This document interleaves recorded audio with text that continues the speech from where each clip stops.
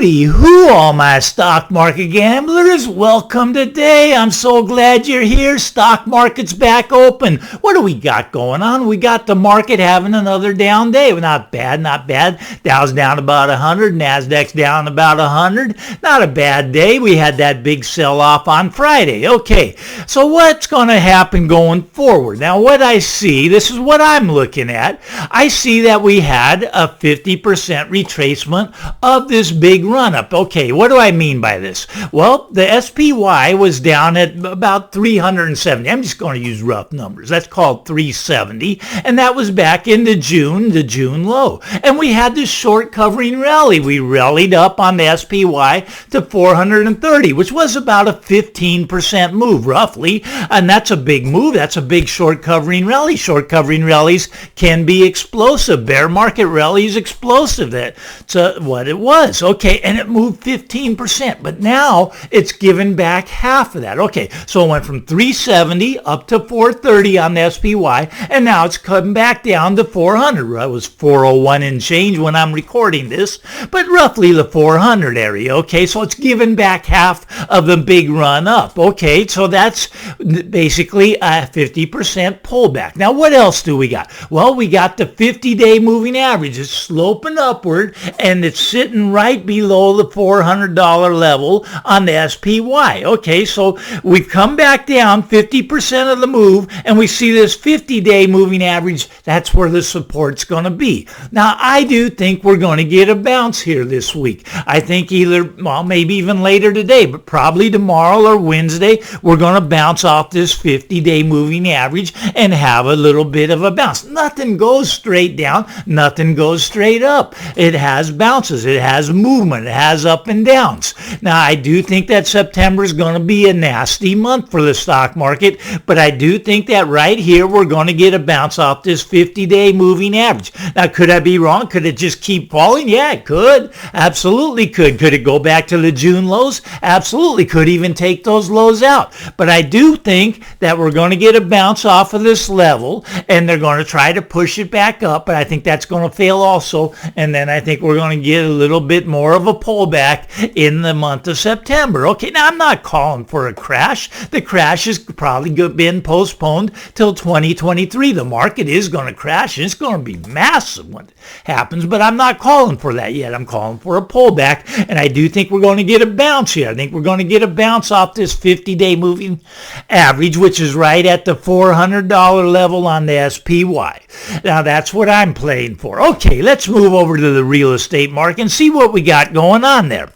All right, well, the real estate market, I feel, is just in a downward trend. You can call it a crash. I call it a crash. It's the beginning of the crash, really. It's just getting started. We got a long ways down still to go. Now, some cities have rolled over and they're starting to move down. Now, people say, Mike, we can't have a crash because there's no inventory. Look, inventory's going like this, right? And here's buyer demand is going like this. So they're getting farther and farther apart. Inventory's increasing. The buyers are going away. They just went on strike. But here's the thing. Okay, so there's this thing called days on market, right? So let's say you list your house and you list it today, and 30 days from now it hasn't sold, right? Well, oh no, I got to lower my price. Okay, 60 days goes and it hasn't sold. The days on market is getting longer and longer. In some cities, there is 4 or 5 months worth of inventory based upon days of market.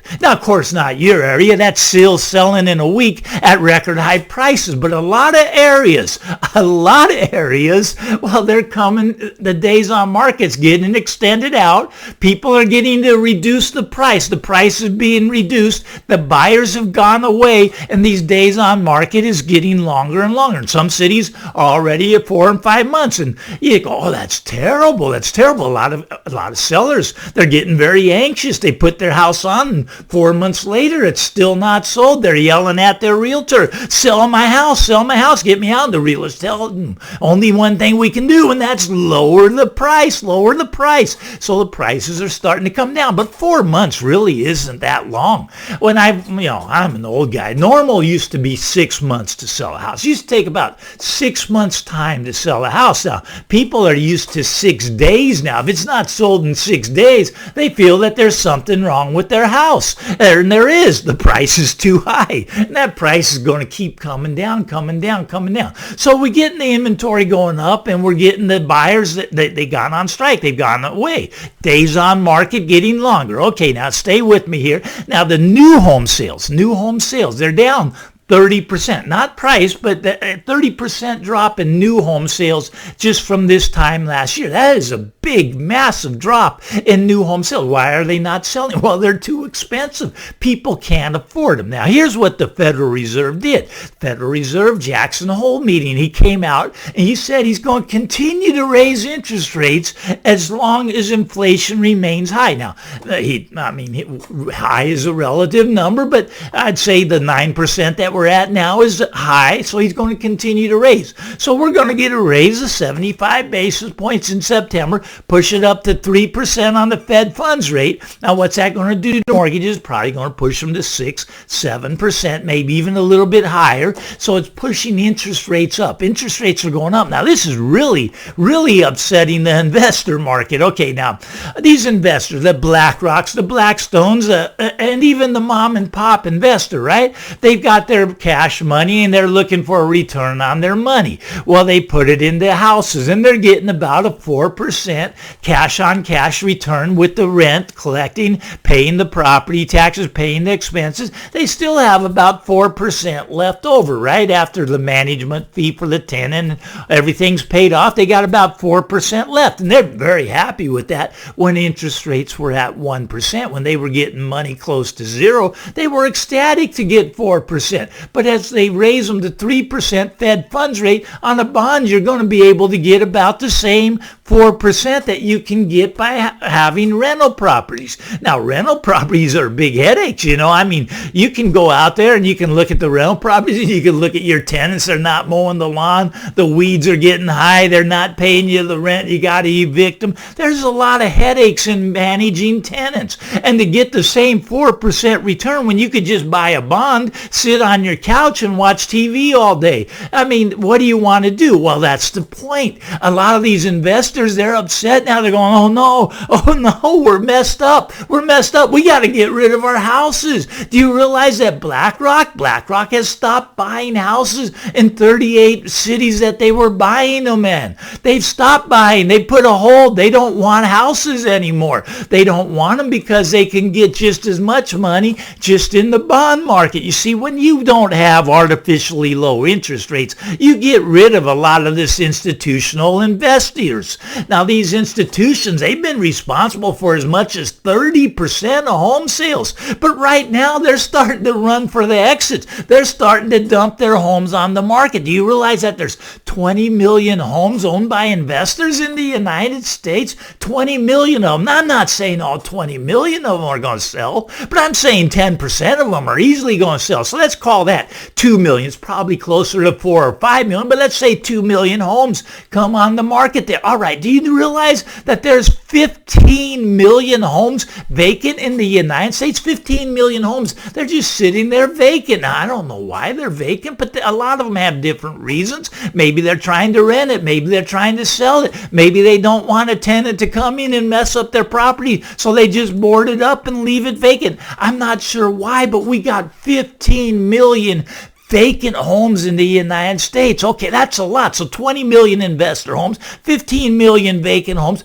We got 1.5 million new homes being built. These are being built by Lennar, by Toll Brothers, by Poultry Homes. These are being built. These home builders are building like crazy, but they can't get them sold. So what are they going to do? Well, they're going to have a fire sale. What does the fire sale do? It accelerates the housing market crash. This housing market is just getting started to the downside. Now, of course, not in your area. There's not going to be any fire sales there, so don't worry. But a lot of areas starting to have these fire sales, right? Okay, so now what else do we got? We got people not paying their mortgage. 1.2 million people right now are late on their mortgage payment. They're late. They're over 30 days late, some over 90 days late. 1.2 million. Well, I know in the last couple years we couldn't foreclose on these people. No, we couldn't foreclose on them. We just let them live there. I never understood that myself. We have a contract now. Well, let's break the contract law and say we can't foreclose.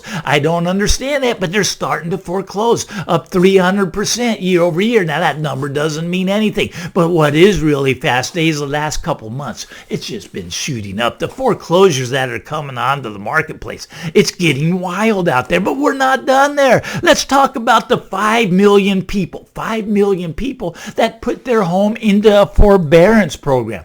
5 million people went on forbearance. Now, let's say you're one of them. Now, I know nobody in your area went on forbearance. They all had jobs. They all paid their mortgage. But let's say someone in your area went on forbearance. Well, let's say they started 18 months ago. All right, so 18 months ago they went on forbearance, and it just comes to an end now. Well, what happens? Well, do you realize that they still owe all that money? They haven't been paying their mortgage for 18 months. Now the bank has to do something with them. What is the bank going to do? Well, they could tack it on as another mortgage so that they have two mortgages, right?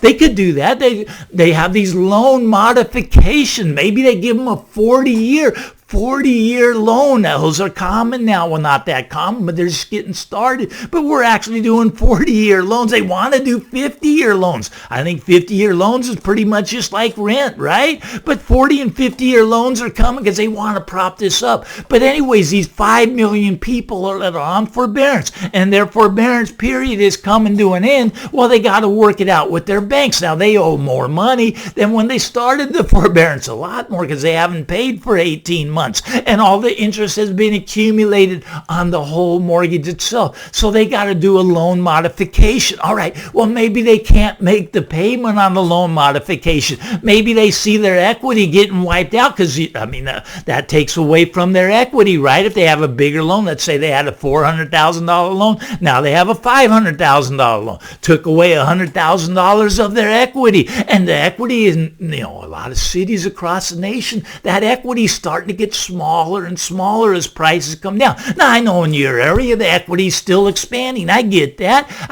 Your area, it's still going up. Billy Bob lives in your area. I understand that. But in a lot of areas, coming down and the equity starting to shrink. So a lot of these people are going, I got to get my house sold. But now they're looking at 5 or 6 months to get their house sold, right? 5 or 6 months, and they don't have that kind of time. They don't have money. They have to go on forbearance again, but the bank won't let them go on forbearance again. So they work out a loan modification, but they can't afford the payment. So what happens? They go into foreclosure. These foreclosures are just skyrocketing, and there's going to be a tsunami coming of these foreclosures. Now, where else is inventory coming from? Well, it's coming from people like me, the baby boomers. The baby boomers were getting old. Oh, we're getting old. We're going to go into old folks' homes. We're going to sell our house, get into the old folks' homes, because that's how baby boomers do. Now, some of us are just going to flat out die off, and the heirs, they're going to be selling that property the very next day.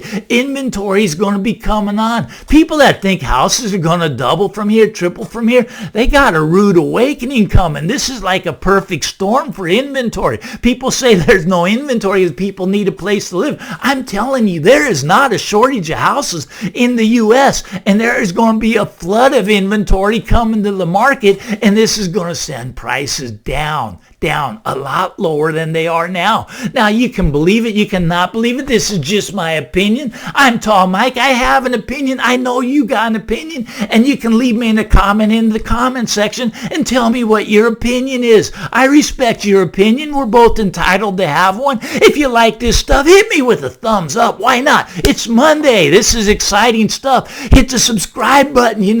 I want to talk to you later in the week and see if we get that bounce off the 50-day moving average. Get out there, everybody. Have a great Monday. Bye-bye now.